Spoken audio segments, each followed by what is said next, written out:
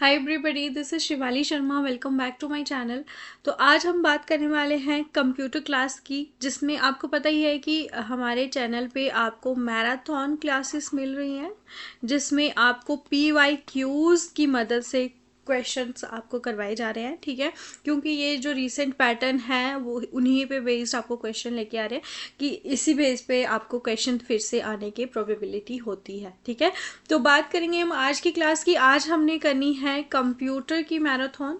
तो इसमें भी हम 50 क्वेश्चंस डिस्कस करने वाले हैं, जिसकी हमने 50 में भी आप 50 और ऐड कर लीजिए, क्योंकि हम लोग एक्सप्लेन करके क्वेश्चंस को सॉल्व करेंगे। और अगर अभी तक आपने JNK के जो टॉप 50 MCQs का मैराथन नहीं देखा, तो आप लोग जो है वो जाके देख सकते हो। इसके अलावा हमने जनरल अवेयरनेस इंडियन जीके का भी मैराथन किया है, जिसमें भी हमने 40 MCQs डिस्कस करे हैं, बहुत ज़्यादा इंपॉर्टेंट है, वो सभी आप जाके पढ़ सकते हो। तो आज की क्लास कंटिन्यू करने से पहले मैं आपको बता दूं कि आप लोगों को मैंने टारगेट दिया था 10K सब्सक्राइबर्स कंप्लीट करने का।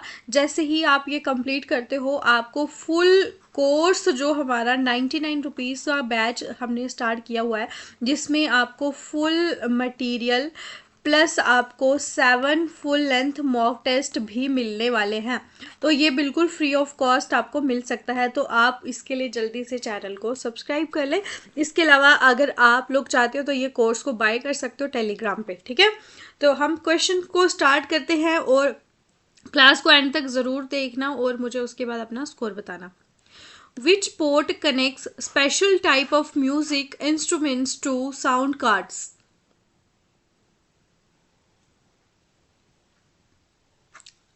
सो here आर दी ऑप्शंस, बस USB CPU या फिर मिडी। तो इसका ऑप्शन नंबर बी होगा। इसकी जो फुल फॉर्म होती है वो आपसे पूछ सकते हैं। तो इसकी फुल फॉर्म है musical instrument digital interface port. ठीक है, ये भी एक पोर्ट होता है। तो ये क्या करता है कि जो स्पेशल म्यूजिकल इंस्ट्रूमेंट्स होते हैं उनको कनेक्ट करता है साउंड कार्ड से, जिससे आपका जो डेटा है वो ट्रांसमिट होता है, जैसे कि नोट्स, टाइमिंग एक्सेट्रा। तो ये आप लोग इसके बारे में पढ़ लेना। ठीक है, next question. Which among the following is commonly used language in Android application?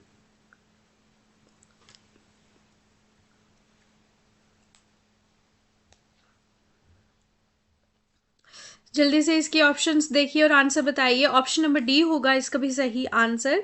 Android applications जो कि मोस्टली कॉमनली यूज़ होती है एंड्रॉयड एप्लीकेशन डेवलपमेंट में, वो कौन कौन सी हैं? एक है आपकी कॉटलिन और एक है आपकी जावा। ठीक है, तो अगर हम कॉटलिन की बात करेंगे तो अभी ये ऑफिशियली प्रेफर्ड लैंग्वेज है एंड्रॉयड ऐप डेवलपमेंट के लिए, जिसको किसने एंडोर्स करा है? गूगल ने 2019 से।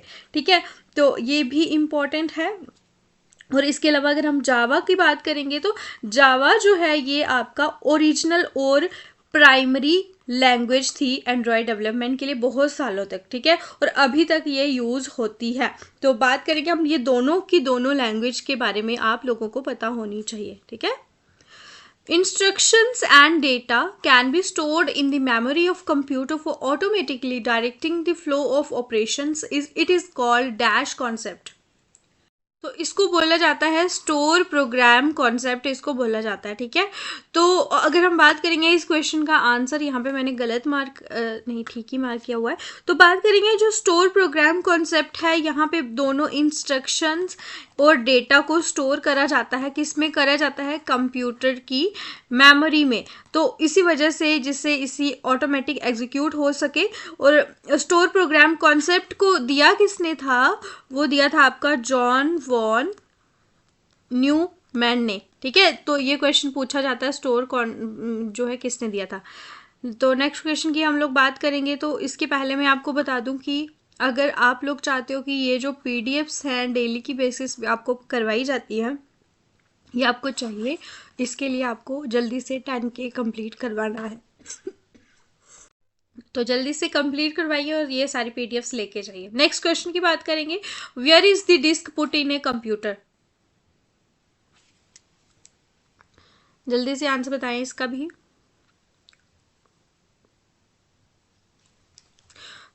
जो डिस्क है वो डिस्क ड्राइव में जो है जो करी आती है पुट, जिससे वो डेटा को रीड कर सके डिस्क से, ठीक है, और फिर से अगर उसको डेटा को राइट करना है डिस्क में ही, वो इसमें हो सकता है। इसी वजह से डिस्क, अगर जिसको हम सीडी या फिर डीवीडी डिस्क बोल सकते हैं, इसको डिस्क ड्राइव में जो है इंसर्ट करा जाता है कंप्यूटर के द्वारा, ठीक है। नेक्स्ट क्वेश्चन,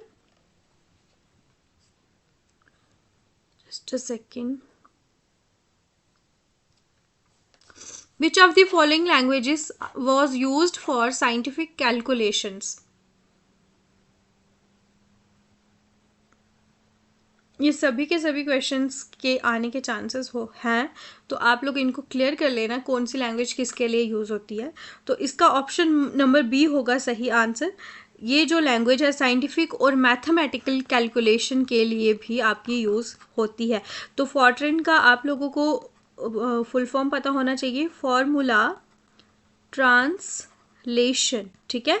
इसको डिज़ाइन किया था IBM ने, कब किया था, 1950s में, साइंटिफिक और इंजीनियरिंग एप्लीकेशन के लिए इसको डिज़ाइन करा था। Next question, just a second. Which language is used for artificial intelligence? तो इसका आपको ऑप्शन दिख भी गया होगा, ऑप्शन नंबर डी होगा इसका सही आंसर, ठीक है। तो इसका ऑप्शन नंबर डी जो है, इसका प्रोलॉग की आपको फुल फॉर्म पता होनी चाहिए, प्रोग्रामिंग इन लॉजिक, ठीक है। इसी तरह से आपसे फुल फॉर्म पूछी जाती है। ये हाई लेवल प्रोग्रामिंग लैंग्वेज है जो कि फॉर्मूला लॉजिक पे बेस होती है, ठीक है। नेक्स्ट क्वेश्चन की बात करेंगे। A USB communication device that supports data encryption for secure wireless communication for notebook user is called, उसको क्या बोला जाता है? ऑप्शन नंबर ए होगा USB वायरलेस नेटवर्क अडॉप्टर, इसको बोला जाता है। तो ये ऐसी डिवाइस होती है जो कि कंप्यूटर के साथ कनेक्ट किया जाता है, इसको USB wireless net USB port के थ्रू इसको कनेक्ट किया जाता है, ठीक है।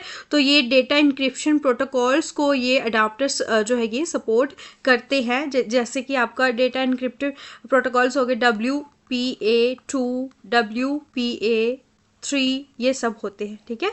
नेक्स्ट क्वेश्चन, 8th क्वेश्चन पे हम लोग आ चुके हैं, और जल्दी से आप लोग अपने आंसर्स को काउंट करें कितना आपके स्कोर बन रहा है। Which among the following is the fastest memory in a computer that holds information?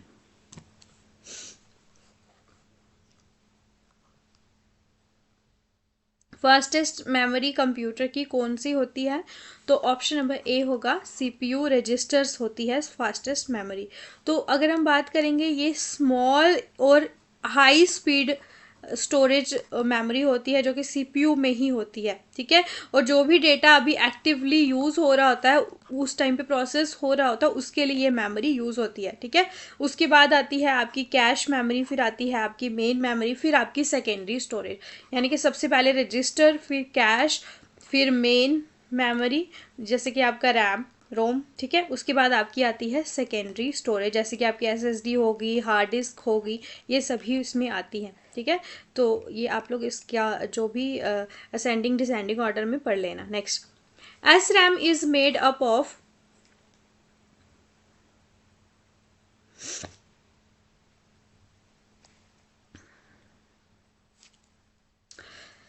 यहाँ पे इसके सारे के सारे आप ऑप्शंस देख सकते हो। इसका सही आंसर होगा आपका फ्लिप फ्लॉप सर्किट से मिलके बनी होती है। SRAM की जो फुल फॉर्म है वो क्या है आपकी, स्टैटिक रैंडम एक्सेस मेमोरी, ठीक है, ये भी आप पढ़ लेना। तो ये जो फ्लिप फ्लॉप सर्किट्स होते हैं, ये 4 से लेके 6 ट्रांजिस्टर्स के साथ मिलके बने होते हैं जो फ्लिप फ्लॉप होते हैं, ठीक है। तो यानी कि पर बिट जो स्टोर करने के लिए डेटा यूज़ होता है, पर बिट में इतने ट्रांजिस्टर्स यूज़ होते हैं।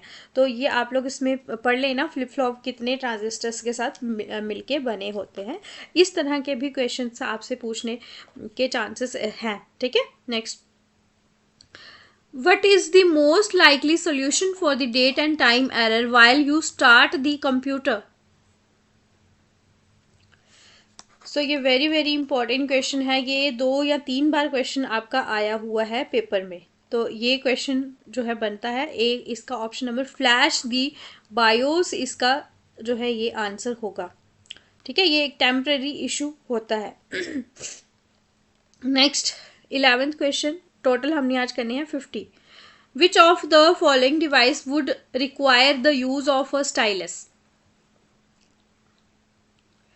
स्टाइलस का यूज आप किसके साथ करते हो? तो वो होता है आपका graphic tablets. Option number A होगा इसका सही आंसर। जैसे कि आपका आईपैड हो गया, ठीक है, इनके साथ सैमसंग गैलेक्सी के टैब होते हैं, कुछ स्मार्टफोन्स होते हैं और कुछ ग्राफिक्स टैबलेट्स भी होते हैं। तो ये आप जो है इनसे यूज़ कर सकते हो। Next, the input output devices are sometimes called the peripheral devices because they surround the CPU। तो ये इसका आंसर ट्रू है, तो ये आपको दिख ही गया होगा। नेक्स्ट क्वेश्चन हम देखेंगे, dash printer is also called pin printer. तो ऑप्शन नंबर डी होगा, डॉट मैट्रिक्स प्रिंटर को हम बोलते हैं पिन प्रिंटर। ठीक है, या फिर हम इसको क्या बोलते हैं, इम्पैक्ट मैट्रिक्स प्रिंटर। ठीक है, ये दोनों चीज़ें बहुत ज़्यादा इम्पॉर्टेंट हैं क्योंकि ये जो कैरेक्टर को बनाता है, छोटे छोटे पिन होते हैं, उनको पिन के साथ ये जो कि मैट्रिक्स में अरेंज किए गए होते हैं उसको जोड़ के ये बनाता है कैरेक्टर। ठीक है, क्योंकि जो रिबन होता है उसमें इंक लगी होती है, वो पेपर को जब पिन उसमें रिबन को स्ट्राइक करता है तो वो जो डॉट है वो क्रिएट होते हैं, और इस मेथड को हम क्या बोलते हैं, इम्पैक्ट प्रिंटिंग मेथड हम इसको बोलते हैं।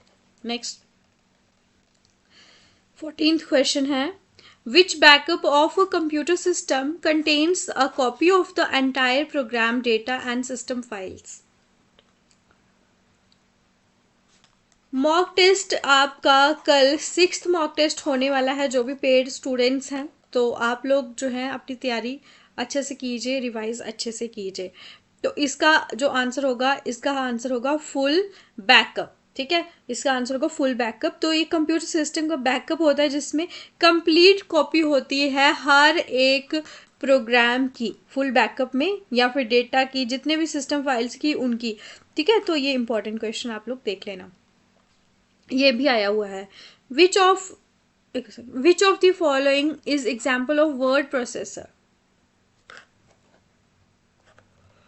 तो ऑप्शन नंबर सी यानी कि दोनों के दोनों वर्ड प्रोसेसर हैं, जो कि आपको पता ही है वर्ड प्रोसेसर कौन सा सॉफ्टवेयर होता है जो कि डॉक्यूमेंट्स को एडिट करने के लिए या फिर क्रिएट करने के लिए यूज़ होता है। बहुत सारे इसके एग्जांपल्स हैं, जैसे कि माइक्रोसॉफ्ट वर्ड हो गया, वर्ड परफेक्ट हो गया, इसके अलावा आपका आता है गूगल डॉक्स। ठीक है, ये एग्जाम्पल्स पे ही क्वेश्चन आते हैं।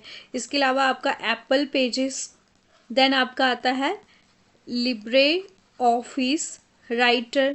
These are the most important word processor used to create word documents. Dash translates the semantic instructions developed by programmers into the machine language।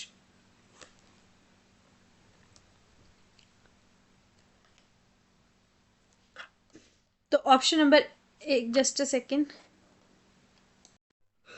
तो ऑप्शन नंबर ए इसका सही answer होगा असेंबलर। ठीक है, तो असेंबलर क्या करता है, जो भी प्रोग्राम असेंबली लैंग्वेज में लिखा होता है, किस में लिखा होता है, असेंबली लैंग्वेज में लिखा होता है। असेंबली लैंग्वेज क्या यूज करती है, न्यूमोनिक्स। क्या यूज करती है, निमोनिक इंस्ट्रक्शन या फिर सिमेंटिक इंस्ट्रक्शन को यूज करती है असेंबली लैंग्वेज। तो इसको ये किस में कन्वर्ट कर देता है, मशीन कोड में ये कन्वर्ट करता है, जिसको कंप्यूटर का प्रोसेस डायरेक्टली एग्जीक्यूट कर सकता है। ठीक है, इसके अलावा अगर हम बात करेंगे इंटरप्रीटर और कंपाइलर्स जो है ये ट्रांसलेट करते हैं, क्या ट्रांसलेट करते, ये क्या हो गया, इंटरप्रीटर एंड कंपाइलर्स ये आपके हाई लेवल प्रोग्रामिंग लैंग्वेज को ट्रांसलेट करते हैं, लेकिन असेंबलर जो है ये आपका मशीन कोड में जो ट्रांसलेट करता है ये लो लेवल प्रोग्रामिंग लैंग्वेज। ठीक है, तो जो भी प्रोग्राम असेंबली लैंग्वेज में लिखे होते हैं उनको ये करता है ट्रांसलेट। तो नेक्स्ट क्या हो गया,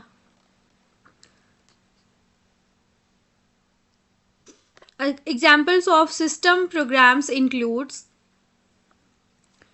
सिस्टम प्रोग्राम की एग्जाम्पल इनमें से कौन कौन सी है? तो ऑपरेटिंग सिस्टम भी आपकी सिस्टम प्रोग्राम की एग्जाम्पल होगी। Trace program compiler, all of the above इसका सही आंसर है। ठीक है, तो सिस्टम प्रोग्राम आपको पता ही है, जो सॉफ्टवेयर प्रोग्राम सॉफ्टवेयर होते हैं, सिस्टम सॉफ्टवेयर कंप्यूटर के हार्डवेयर को ये मैनेज करते हैं, और जितनी भी हमारे सिस्टम में एप्लीकेशंस होती हैं उनको ये एक प्लेटफॉर्म प्रोवाइड करते हैं, जिससे जैसे कि आपका हो गया ऑपरेटिंग सिस्टम हो गया, जिसमें आपका विंडोज़ ऑपरेटिंग सिस्टम है, मैक ऑपरेटिंग सिस्टम है, लाइनेक्स ऑपरेटिंग सिस्टम है। ठीक है, डिवाइस ड्राइवर, यूटिलिटी सॉफ्टवेयर, ये सभी आपके सिस्टम सॉफ्टवेयर है। इसके अलावा आपके बूट लोडर्स हो गए, कंपाइलर्स हो गए, ये सभी के सभी आपके ऑपरेटिंग सिस्टम होते हैं। ये आप लोगों को ध्यान रखना है। ऑपरेटिंग सिस्टम और एप्लीकेशन सॉफ्टवेयर, ये सभी आप लोग एग्जाम्पल्स पढ़ के जाना। Which file format can be added to a PowerPoint show? जल्दी से ऑप्शन बताइए। तो आप बहुत सारे फाइल फॉर्मेट्स को पावर पॉइंट शो में ऐड कर सकते हो, जिसमें आपकी GIF भी होती है, JPG, वेव भी होती है, तीनों इसके ऑल ऑफ द अबव इसका आंसर होगा। इसके अलावा .png आपका आता है। ठीक है, तो .mp3 भी आपका आता है, और इसके अलावा .mp4, ये सभी आपके MP4 जो है ये वीडियो के लिए रेकमेंड किया जाता है। तो इसके अलावा आप ऑफिस की फाइल्स को भी इसमें एम्बेड कर सकते हैं, जिसमें Word, Excel, PDF, text files जैसे कि .txt, ये सभी आप इसमें कर सकते हो। लेकिन आपको ना कुछ इसकी जो है फाइल टाइप्स पता होनी चाहिए, जैसे कि इमेजेस के लिए कौन सी टाइप होती है, वो होती है .jpg, .png, .gif, ये होती है इमेजेस के लिए। ऑडियो के लिए आपकी कौन सी होती है, .mp3, .wav, ठीक है, .mid। उसी के साथ साथ वीडियो के लिए होती है MP4, डॉक्यूमेंट के लिए होती है PDF, डॉक्स, जो टेक्स्ट के लिए होती है .rtf। तो आपको मैं इसीलिए बता रही हूँ, इसके ऊपर बहुत सारे क्वेश्चंस आपको देखने को मिलेंगे। वेब कंटेंट के लिए आपकी होती है HTML फाइल्स। ठीक है, all these are very very important. तो नेक्स्ट क्वेश्चन है, which PowerPoint view works best of adding slide transition?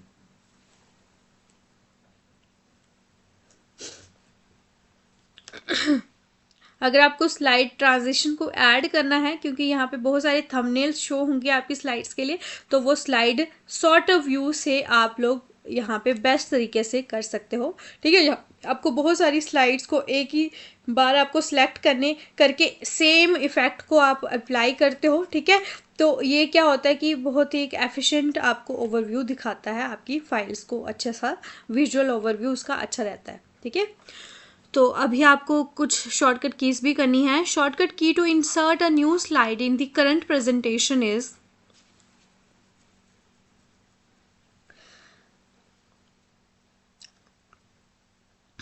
तो ऑप्शन नंबर बी होगा इसका Ctrl+M। ये आपकी नई स्लाइड इसमें ऐड कर देगा, आपकी करंट प्रेजेंटेशन में एक और स्लाइड को ऐड कर देगा। ठीक है, Ctrl+M आपको विंडोज़ में आप कर सकते हो, और CMD+M आप मैक ऑपरेटिंग सिस्टम में ऐड कर सकते हो। ठीक है, next question, presentation designs regulates the formatting and layout for the slide and are commonly called,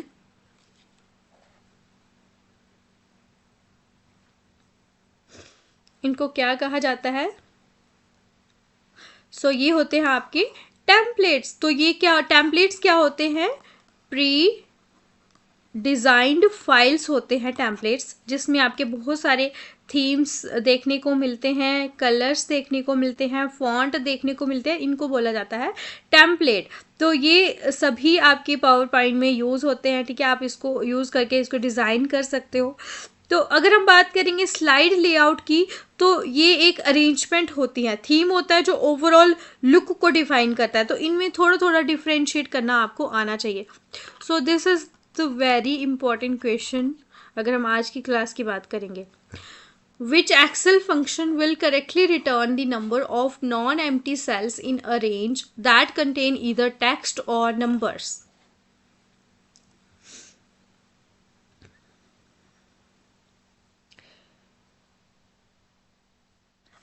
ये होगा आपका काउंटा। ऑप्शन नंबर बी होगा इसका सही आंसर।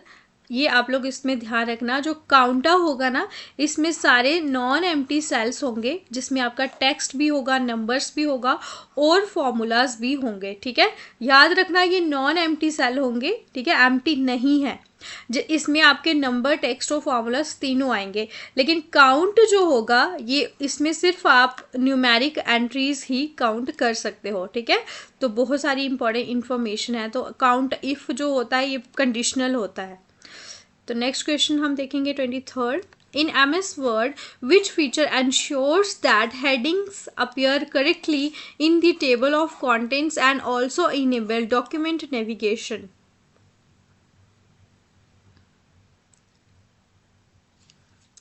क्या आंसर होगा इसका सही? बहुत सारे बच्चे मुझे कोर्स के बारे में पूछते हैं, मैम कोर्स में क्या मटेरियल है, क्या मटेरियल है। तो आपको पता नहीं है कि क्या सिलेबस है आपका, तो वही आपका मटेरियल होगा। इसमें बार बार पूछने वाली कौन सी बात होती है। ठीक है, 99 रुपीज़ आपको देने के लिए इतना सोच रहे हो, जैसे कि आपको कोई एक बार ही पिज़्ज़ा खाना हो तो उसमें 200-300 तो आप एक बार में नहीं सोचते हो लेने से पहले, खर्चने से पहले। 99 रुपीज़ में आपको फुल मटेरियल मिल रहा है। तो आप अगर ये फुल मटेरियल बनाना चाहो, 1 महीना भी आपको एक इंसान को लग सकता है। इतना टाइम लगता है एडिटिंग में जो है, और टेक्स्ट करने, सॉरी टाइपिंग करने में इतना ज़्यादा टाइम लगता है। तो ये जो इसकी जो कॉस्ट है ना, ये मेरी जो मेहनत है वो भी नहीं है। ठीक है, तो आप लोगों को इसमें फुल मॉक टेस्ट भी मिल रही है। आप लोग हज़ार के कोर्स ले रहे हो जिसमें आपको वो मटेरियल मिल रहा है जो कि मैं आपको क्रक्स फॉर्म में प्रोवाइड कर रही हूँ। तो आप लोग वो भी देखो ना, बार बार क्वेश्चन क्यों करते हो? नहीं लेना तो इट्स ओके। तो इसका जो सही आंसर होगा वो है आपका स्टाइल्स। तो MS वर्ड जो होता है इसमें बिल्ट इन हेडिंग स्टाइल्स होते हैं। जैसे कि आपका होता है हेडिंग 1 तो उसमें कुछ और स्टाइल होगा, हेडिंग 2 जो है उसमें कुछ और स्टाइल होगा। तो एक स्टैंडर्ड आप बोल सकते हो कि आपको अपना डॉक्यूमेंट किस तरह से बनाना है, तो उसके अकॉर्डिंगली आप वो स्टाइल पे यूज़ कर सकते हो। ठीक है, तो ये आप लोग ध्यान रखना। नेक्स्ट क्वेश्चन की हम देखेंगे बात। तो यहाँ पे आप लोग देख लेना, इसकी एक्सप्लेनेशन भी लिखी हुई है। PDF तभी मिलेगी जब आप 10K कराओगे, इससे पहले मिलने वाली नहीं है। और पेड बच्चों को मिल जाएगी, आप लोग मुझे मैसेज कर लेना। नेक्स्ट, विच शॉर्टकट की combination insert a new slide without applying the default layout in power point?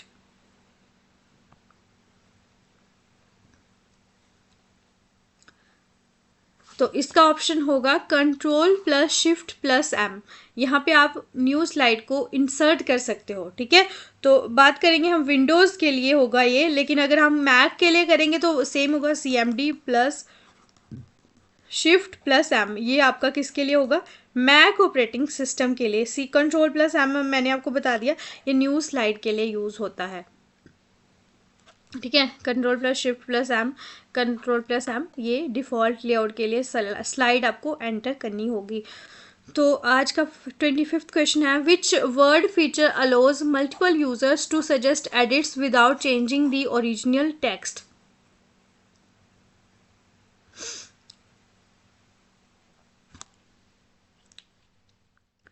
तो कौन सा वर्ड का ये फीचर होता है? जल्दी से इसके आंसर बताइएगा। और अभी तक आपके कितने क्वेश्चन सही हुए हैं वो भी बताइए। और क्लास की टाइमिंग मैं देख रही हूँ, मुझे समझ नहीं आ रहा कौन सा रखूँ मैं। तो आई थिंक रात की टाइमिंग सही है। ट्रैक चेंजेस तो आप मुझे बता देना कि रात को कितने बजे आपको डेली क्लास चाहिए होगी लाइव। तो ट्रैक चेंजेस जो है ये इसका सही आंसर होगा। यहाँ पे आप क्या कर सकते हो, एक ही साथ एडिट कर सकते हो, उसके लिए डिज़ाइन किया गया है। जब आप इसको एक्टिवेट करते हो, जो भी चेंजेस आपके डॉक्यूमेंट में करनी होंगी उनको सजेशन के जैसे मार्क किया जाता है, ना कि इसमें परमानेंट एडिट्स होंगी आपकी। ठीक है, तो ये आपके सजेशन को रिकॉर्ड करता है, वो बाद में आप एक्सेप्ट भी कर सकते हो, रिजेक्ट भी आप उसको कर सकते हो। ठीक है, in MS Excel which reference locks the column only while allowing the row to change?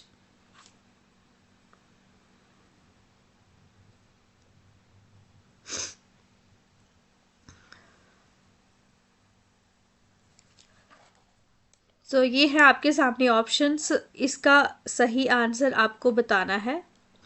तो इसका सही आंसर, थोड़ा सा टाइपिंग मिस्टेक हो गई है, $A1 इसका सही आंसर है। ठीक है, आपको ध्यान रखना है ये जो डॉलर का साइन है ये कॉलम लेटर लॉग से पहले होगा, लेकिन जो रो होगा वो रिलेटिव रहेगा। तो अगर हम MS एक्सेल की बात करेंगे, जो डॉलर साइन होगा ये आपको लॉग के लिए यूज होता है। ठीक है, AI जो होता है ना, ये आपका क्या होता है, रिलेटिव रेफरेंस होता है, जहाँ पे दोनों रो और कॉलम चेंज होते हैं जब आप फॉर्मूला को कॉपी करते हो किसी दूसरे सेल में। और अगर हम इसकी बात करेंगे ना, ये एब्सोल्यूट रेफरेंस होता है। ये एब्सोल्यूट रेफरेंस के लिए यूज होता है जहाँ पे दोनों के दोनों रो एंड कॉलम लॉक होते हैं लेकिन चेंज नहीं होते। इसके लिए अगर हम ये इसकी बात करें तो ये आपका होता है मिक्स्ड रेफरेंस। ये क्या होता है, मिक्स्ड रेफरेंस, जहाँ पे रो क्या होती है, लॉक होती है, लेकिन कॉलम को आप चेंज कर सकते हो। ठीक है, और अगर हम इसकी बात करें तो ये भी आपका क्या होता है, मिक्स रेफरेंस होता है, जहाँ पे कॉलम लॉक होता है। तो अगर हम इसका पूरा का पूरा टोटल देखें, तो अगर हम सभी को एक बार फिर से रिवाइज करें तो A1 जो होता है ना, वो क्या होता है, रिलेटिव रेफरेंस होता है। तो यहाँ पे क्या होता है, दोनों कॉलम और रो को आप चेंज कर सकते हो। ठीक है, लेकिन अगर हम इसकी बात करेंगे तो ये एब्सोल्यूट रेफरेंस होता है, यहाँ पे दोनों के दोनों लॉक होते हैं, रो एंड कॉलम, और वो चेंज नहीं होते। तो ये दोनों के दोनों आपके मिक्स रेफरेंस होते हैं। तो ऊपर वाला जो है ये मिक्स रेफरेंस होता है, जहाँ पे आपकी रो लॉक होती है। क्या होती है, रो लॉक होती है और कॉलम को आप चेंज कर सकते हो, लेकिन यहाँ पे आपका कॉलम लॉक होता है और आप रो को चेंज करते हो। तो मैंने इतनी डिटेल में इसलिए बताया क्योंकि ये क्वेश्चन भी आपको आते हैं पेपर में, बहुत बार ये रिपीट हुआ है और बच्चों को फिर भी दिक्कत इसमें आती है। ठीक है, next question, which PowerPoint view is best suited for reorganizing slides quickly by dragging them?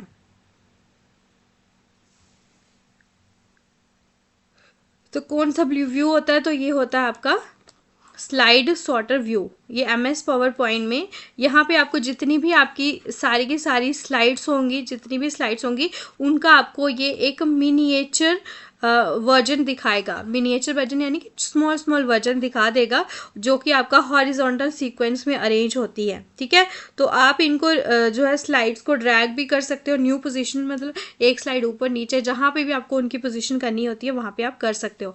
बहुत सारे व्यू होते हैं MS पावर पॉइंट में। जो नॉर्मल व्यू होता है ये आपका मेन एडिटिंग व्यू होता है। क्या होता है, मेन एडिटिंग व्यू होता है, जहाँ पे आप कोई भी कंटेंट को राइट करते हो। ठीक है, right content and design styles. ठीक है, तो यहाँ पे आपकी उसके बाद आपका आता है रीडिंग व्यू। रीडिंग व्यू आपका जो प्रेजेंटेशन है, आपको उसको फुल स्क्रीन स्लाइड मोड में जाने के पहले ही आप उसको रिव्यू कर सकते हो। ठीक है, आपको ये नेविगेट कर सकता है, आपको ये अलो करता है कि आप जो भी आपकी स्लाइड्स है उसको नेविगेट करो। इसके अलावा आपका जो आता है नोट्स व्यू, यहाँ पे आप जो है अपनी स्लाइड में कुछ नोट्स, स्मॉलर वर्जन जो नोट्स का, वो इसमें ऐड कर सकते हो, जिसके लिए ये व्यू आप एडिट करने के लिए यूज़ करते हो। ठीक है, नेक्स्ट क्वेश्चन है, in MS Excel which object is primarily used to retrieve data using conditions and calculations? Option number C होगा इसका सही। क्वेरी को आप यूज़ करते हो व्यू, चेंज या फिर एनालाइज करने में डेटा को अलग अलग फॉर्म्स में। जल्दी जल्दी हम करेंगे, अभी हमारे पास इतना टाइम नहीं है। ठीक है, तो आप लोग इसका देख लेना। नेक्स्ट क्वेश्चन की बात करेंगे, question number 29। Just a second. In Word, which feature automatically adjust spacing and formatting when you press enter या फिर space?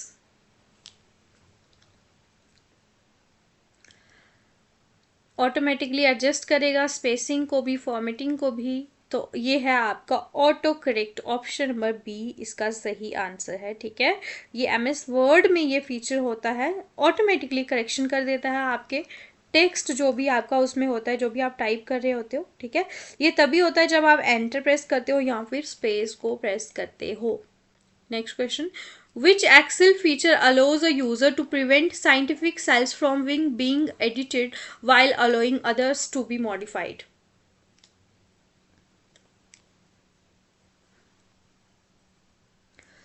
Option A freeze panes, data validation, protect sheet या फिर conditional formatting.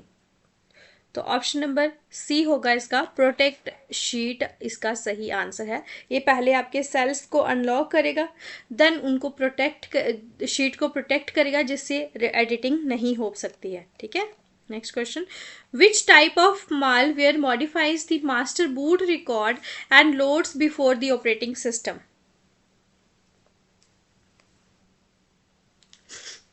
Trojan horse, worm, boot sector virus या फिर root kit. सो ये है आपका boot sector virus इसका सही आंसर है। ये एमबीआर को इन्फेक्ट करेगा और एग्जीक्यूट करेगा ऑपरेटिंग सिस्टम लोड होने से पहले, जिससे उनको बाद में डिटेक्ट करना और रिमूव करना बहुत ज़्यादा डिफ़िकल्ट हो जाता है। बहुत सारा इंपॉर्टेंट क्वेश्चन है इसके बारे में, ये क्वेश्चन बहुत बार रिपीट हुआ है, मैं एक बार नहीं बोलूँगी, बहुत सारे जेके एसएसबी के एग्ज़ाम्स आप लोग चेक करना, उसमें ये क्वेश्चन को रिपीट होते आप देखोगे। ठीक है, just a second. Next question, which antivirus techniques identifies malware by analyzing its behavior rather than matching known signatures?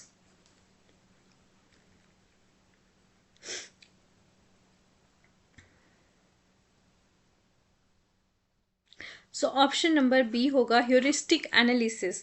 ये क्या करता है, नए या फिर जो भी आपको थ्रेट्स को नहीं पता होता उनको ये डिटेक्ट करने में ये हेल्प करता है। ऑप्शन नंबर बी इसका करेक्ट आंसर होगा। तो नए या फिर अननोन मालवेयर को एग्जामिन करेगा, यानी कि आपको दिखेगा कि आपके सिस्टम में कुछ ऐसा सस्पिशन आपको लग रहा है, बिहेवियर या फिर कोड पैटर्न आपको देखने को मिलेंगे, ये उनको सबको डिटेक्ट करेगा। Next, a worm differs from a virus primarily because a worm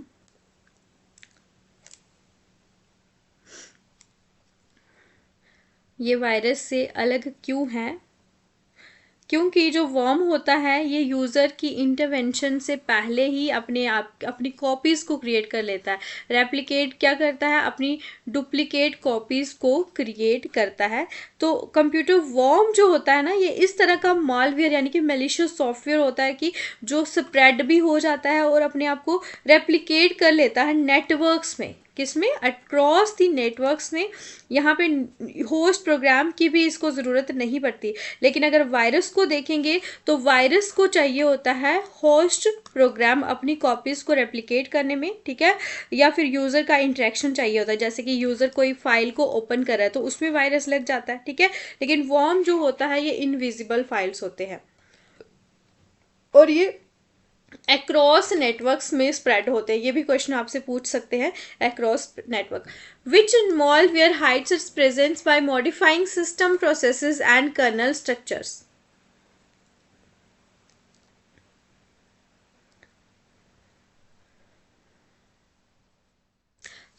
जो अगर हम इसका ऑप्शन नंबर बी देखेंगे, रूट किट एक तरह का सॉफ्टवेयर, मलिशियस सॉफ्टवेयर होता है जो कि एडमिनिस्ट्रेटिव लेवल कंट्रोल करने के लिए कंप्यूटर सिस्टम में ये डिज़ाइन किया गया होता है।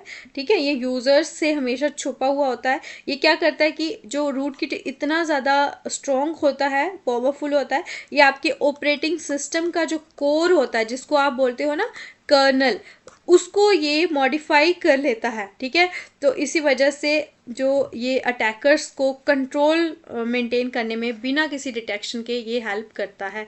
ठीक है, एवेड डिटेक्शन।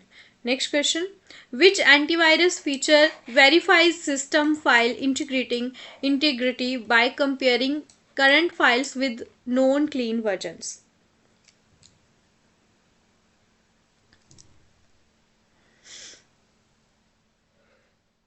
आज की क्लास में मैंने इजी टू मॉडरेट लेवल रखा है। जिन बच्चों को अभी तैयारी में थोड़ी प्रॉब्लम आ रही है, क्वेश्चन गलत हो रहे हैं, तो अपनी तैयारी दोबारा से कीजिए। इंटेग्रिटी चेकिंग जो है ये एक स्पेसिफिक एंटीवायरस फीचर होता है, जिससे क्या होगा कि आपकी जो सिस्टम की फाइल्स होती हैं उनकी इंटीग्रिटी को ये वेरीफाई करेगा। ठीक है, तो उसके बाद ये जो प्रोसेस है डिटेक्ट करने में, अगर कोई भी फाइल करप्ट है, ठीक है, मालवेयर से इन्फेक्ट है, उसको ये हेल्प करता है चेक करने में। तो बहुत ज़्यादा इंपॉर्टेंट क्वेश्चन होता है। नेक्स्ट क्वेश्चन बात करेंगे, which type of virus triggers malicious activity only when a specific condition is meet, date, event, etcetera?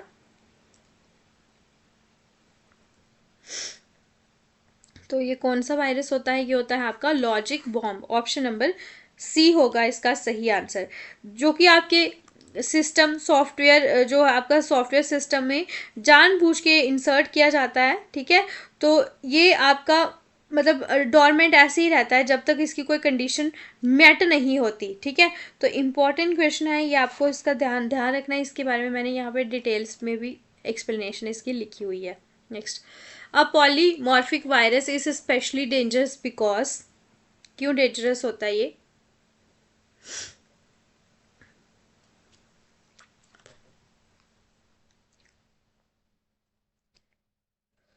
क्योंकि ये एनक्रिप्ट करता है itself and changes its signature on each infection. Option number B इसका सही answer होगा। तो यहाँ पे आप लोग इसकी एक्सप्लेनेशन देख सकते हो, ये ऑल्टर करेगा कोड सिग्नेचर को, ठीक है। यहाँ पे देख लो आप, मेरे को अभी एनर्जी नहीं बची है एक्सप्लेन करने की।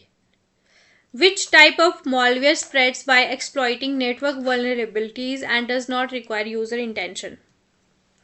नेक्स्ट क्लास आपकी होगी, फुल मॉक टेस्ट आपका रहने वाला है। आप लोग मुझे बता देना कि आपको कब चाहिए। तो ये नेटवर्क में एक्सप्लॉइट कर देता है, आपको मैंने बताया अक्रॉस नेटवर्क में ये स्प्रेड हो जाता, तो ये है आपका वर्म। तो यहाँ पे इसको यूज़र की इंटरेक्शन भी नहीं चाहिए होती है। तो ये मैंने आपको ऑलरेडी भी एक्सप्लेन कर दिया है, एक क्वेश्चन पहले भी हमने ये वाला किया। Next, which antivirus practice involves isolating an infected file so that it cannot harm the system but it is not deleted?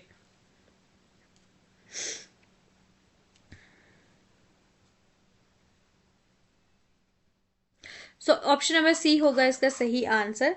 ये एक प्रोसेस होता है, जो भी आपकी इन्फेक्टेड फाइल है उसको आप एक दूसरी लोकेशन में रखो ताकि ये दूसरे सिस्टम की जो भी फाइल्स हैं उनके साथ ये इंटरेक्ट ना कर पाए। तो क्वारंटीन का आपको ऐसे भी मतलब पता होना चाहिए। कोरोना वायरस में क्वारंटीन किया गया था कि आप लोग जो है, आपको अगर कोई वायरस इन्फेक्शन हुई है तो आप लोग किसी और को ना फैलाओ। 15 दिन आप क्वारंटीन में रहे होंगे, बहुत सारे बच्चे, अगर आप लोगों को हुआ होगा, ठीक है। तो नेक्स्ट क्वेश्चन की बात करेंगे।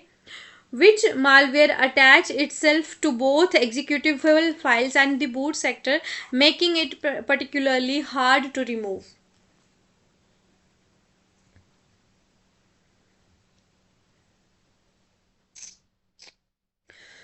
ये है आपका मल्टीपेटाइड वायरस। ये दोनों की दोनों फाइल्स यानी कि एग्जीक्यूटेबल फाइल और बूट सेक्टर वायरस को ये अटैच कर लेता है। इसी वजह से इनको जो है रिमूव करना बहुत ज़्यादा मुश्किल हो जाता है।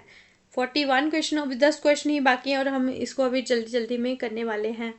Which shortcut key is used to open the save as dialog box in most MS Office application? अब हम सिर्फ शॉर्टकट कीज करने वाले हैं 10।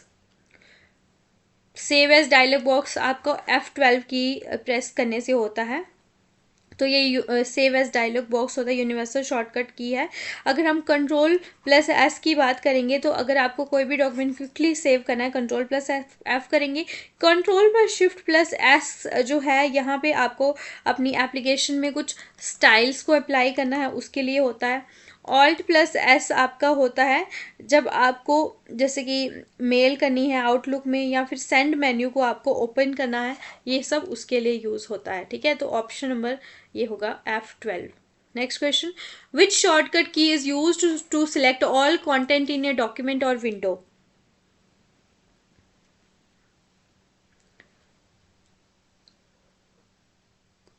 Control plus A. तो जो हमने फुल मॉक टेस्ट करना है, या तो हम कल करने वाले हैं या परसों करेंगे, जो भी आपका डे रहेगा आप कमेंट में बता देना। तो उसमें आपकी एक्सप्लेनेशन नहीं होगी और मैं कोशिश करूंगी कि 30 मिनट के अंदर हम पूरा मॉक टेस्ट करें ताकि आपका जो टाइम है वो भी सेव हो। तो यहाँ पे आपका कंट्रोल प्लस ए इसका सही आंसर है। सारा का सारा कॉन्टेक्ट, जब आप कोई वर्ड में फाइल ओपन करी होगी ना, कंट्रोल ए आप प्रेस करना, सारा का सारा आपका जो है वो कॉपी सिलेक्ट हो जाएगा, ठीक है। तो कंट्रोल प्लस एक्स मैंने बताया सेव के लिए होता है। कंट्रोल प्लस एक्स जो होता है ना, आपको कट करना होगा। कोई आपने जैसे कंट्रोल प्लस ए दबाया, सारा कंटेंट सिलेक्ट हुआ, फिर उसको कट करना हो तो आप कंट्रोल प्लस एक्स यूज़ कर सकते हो। वो कट भी कर दिया, उसके बाद आपको फिर से वो चाहिए, कंट्रोल जेड आप यूज़ करना, उसके लिए आप अंडू उसको कर सकते हो, वैसा का वैसा आपको मिल जाएगा, ठीक है। Next question, which shortcut key is use to close the active window और एप्लीकेशन। क्लोज करने के लिए आपको चाहिए होती है, तो ये है आपकी ऑल्ट प्लस F4। बहुत से बच्चे कंट्रोल में कंट्रोल प्लस F4 करके आते हैं, तो ऑल्ट और कंट्रोल की सारी कीज़ आप लोग पढ़ के जाना, ठीक है। तो कंट्रोल प्लस C की अगर हम बात करेंगे तो ये कॉपी करने के लिए यूज़ होता है। जो भी आपने सेलेक्ट किया ना कंटेंट, उसको कॉपी करना है। कंट्रोल प्लस F4 आपको किसके लिए यूज़ होता है? जो कि आपका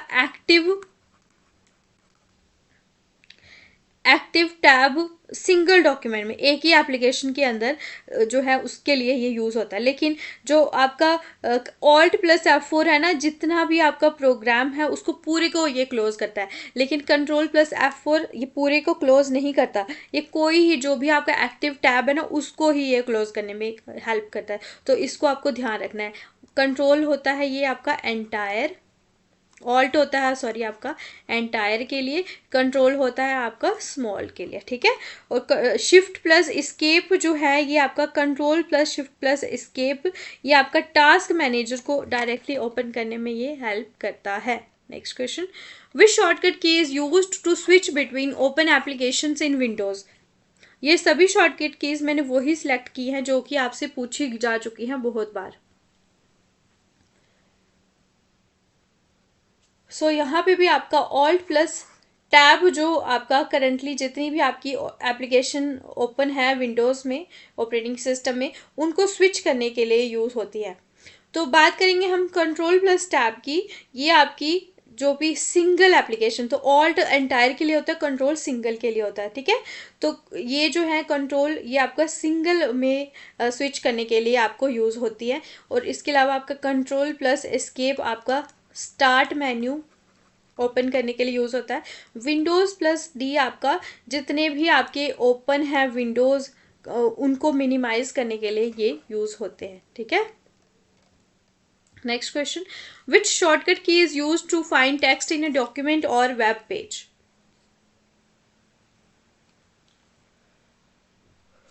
डॉक्यूमेंट को फाइंड करना है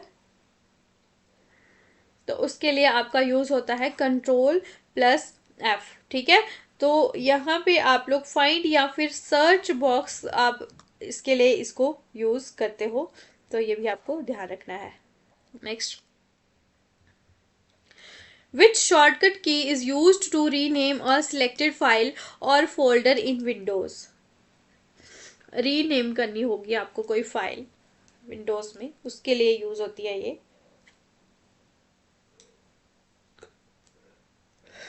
तो रीनेम के लिए होगी आपकी F2 आपकी यूज होती है, ठीक है। रीनेम आपको कुछ करना हो तो F2 प्रेस करना, वो आपकी फिर से क्विकली रीनेम हो जाएगी।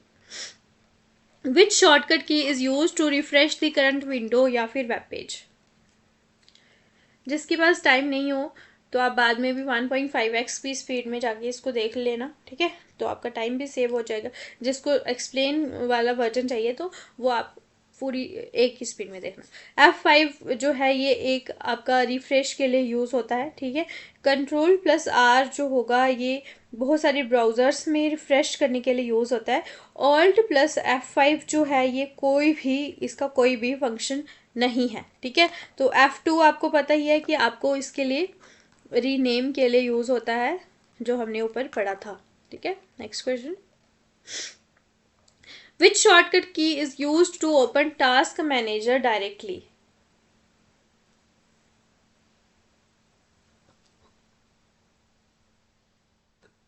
Control plus shift plus escape आप करोगे तो डायरेक्टली टास्क मैनेजर ओपन हो जाएगा। ऊपर भी मैंने आपको इसके बारे में बताया था। तो अगर हम बात करेंगे कंट्रोल ऑल्ट और डिलीट की, ये भी ऑल्टरनेट एक्सेस प्रोवाइड करता है, लेकिन ये पहले सिक्योरिटी स्क्रीन ओपन करेगा, ठीक है। बाकी सारे के सारे ऑप्शन को लॉक करेगा। और इसके अलावा अगर हम बात करेंगे ऑल्ट प्लस टैब की, ये ओपन विंडोज़ में स्विच करने के लिए होता है। तो कंट्रोल प्लस एस्केप जो है ये आपका स्टार्ट मेन्यू को ओपन करने के लिए होता है। Next, which shortcut key is used to undo the last action. So ये मैंने आपको अभी जस्ट बताया था, कंट्रोल प्लस Z अनडू के लिए होता है। तो कंट्रोल प्लस Y जो होता है ये रीडू के लिए होता है, जो कि आपने पहले अनडन किया उसको फिर से आपको रीडन करना है, उसके लिए आपका आता है Ctrl+Y। Ctrl+U आपका होता है अंडरलाइन के लिए, ठीक है। Ctrl+बैक स्पेस होता है आपको कोई भी वर्ड को डिलीट करना होता है, कर्सर जो है ना उसके लेफ्ट साइड में आपको डिलीट करना है, उसके लिए आपको Ctrl+Escape यूज़ करना होता है, वर्ड ना कि कैरेक्टर। ऐसे आपको बैक स्पेस करना हो तो सिर्फ आपका कैरेक्टर ही आपका डिलीट होता है। Next, which shortcut key is used to paste without formatting in MS word?